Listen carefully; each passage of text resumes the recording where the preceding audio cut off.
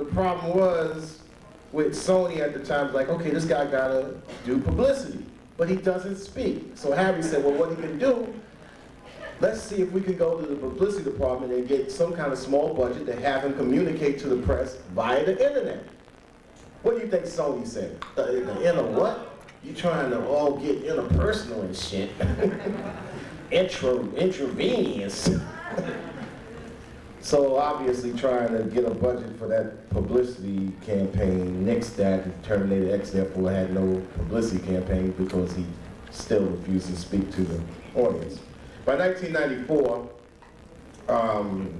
our contract was sold from Def Jam Sony Records to Def Jam Polygram Records. Polygram had bought Def Jam, the first half of Def Jam, for about $70 million, and therefore we went with that trade.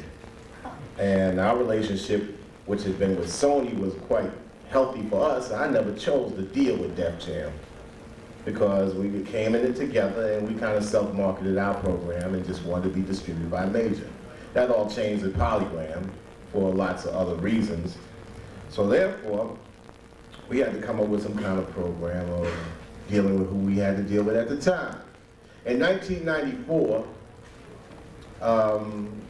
we was dealing and dipping and dabbing with this new technical aspect of the internet. And at the end of Music and Our Message, we said, hey, we're gonna make a record that's gonna be non-hip hop really. Let's try to make a record for 1999. Fuck it, why not? Because in our game as artists, we have a different agenda than the record company. The record company is like, we must sell. That's their goddamn job. Creative people fucked up the industry in the 1970s. Why? They was highly creative. But the problem was, down in Studio 54, they would have 100-foot-long tables full of coke lines and snorting the budgets away from everybody. So therefore, who came in to fix up that mess? Accountants and goddamn lawyers. So therefore, the accountants and the goddamn lawyers, matter of fact, my lawyer is in the house. I call him LLIT. You know what that means? Last lawyer I trust. So he's cool with me, because he got that title. But the accountants and the lawyers came into the business and said, you know what, straight up, we're gonna come into business and we are gonna fix this shit all these creative motherfuckers fucked up, and we're gonna make music wonderful. We're gonna make it wonderful. We don't know what it's gonna sound like because we're not creative, but we're gonna sell it. Came the advent of the CD. And the CD came along, a piece of technology that the record company says, you know what? We're gonna master the hardware, we got the software, and we're gonna make something as little as 90 cents, sell it to retail for $10, and sell it to the public for $17 with our relationship with retail. And the consumers, they're stupid, they don't mind anyway. And then our 10% that we have for artists will still maintain to be the same. I asked somebody once, I said, what constitutes this 10% for the artists and 90% for the companies? And somebody said, you know, Chuck, 90% for the companies or 10% for the artists being the standards. Well, they came up with this equation that said 9 out of every 10 releases fail. So that constitutes 10% that should go to the artist. I'm like, what the fuck that got to do with me? Because this motherfucker fails, he fails, I get 10%.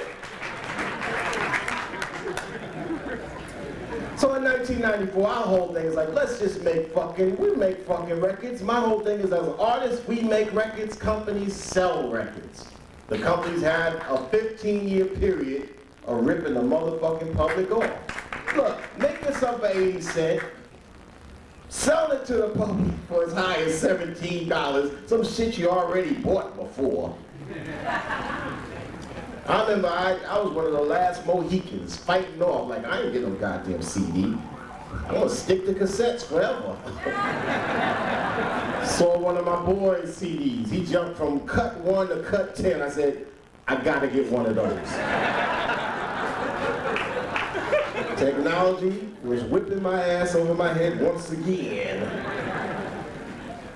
So in 1994, we made this record called Music in Our Message, and people said, well, you know, this is the swan song for Public Enemy because it just never any other those sounds. Our whole thing is like, look, we're going to go on tour anyway, you know, we're going to put out a record. I'm not concerned what the fuck it sells. That's their fucking job. My whole thing is I'm going to make another record. We're going to try it in our whole career. We tried to say, hey, we don't give a fuck what kind of records we make. We're going to try to make a different album every time. We ain't going to try to repeat the same thing twice. Who the fuck is this, a cereal?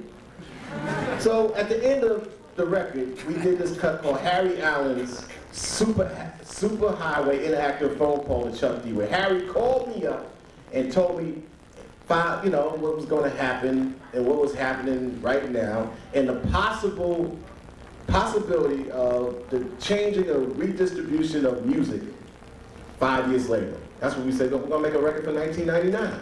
And everything said in that particular song is happening right now.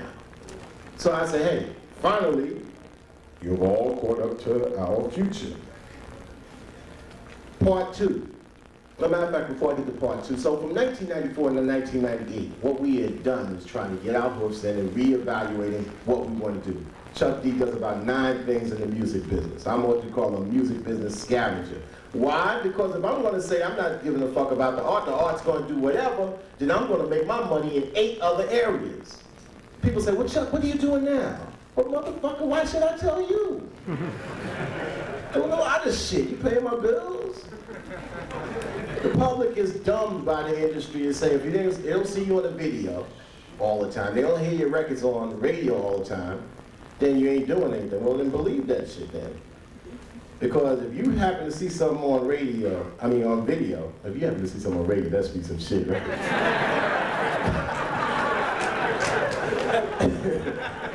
Then we'd be talking about something else, right? But if you happen to see a video played 6 times or a song played 8 times, you best to believe it's the politics of money that's making that shit happen.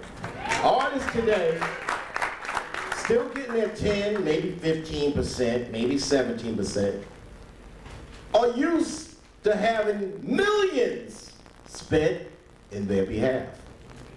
Not millions given to them, not millions loaned to them, especially in black music. It's like, you'll hear millions all goddamn day. You sold $1 million. We spent $1 million. In your behalf. There's 1 million people waiting for the shit to come out. Well, how about giving me $1 million check, motherfucker? Wait, it depends.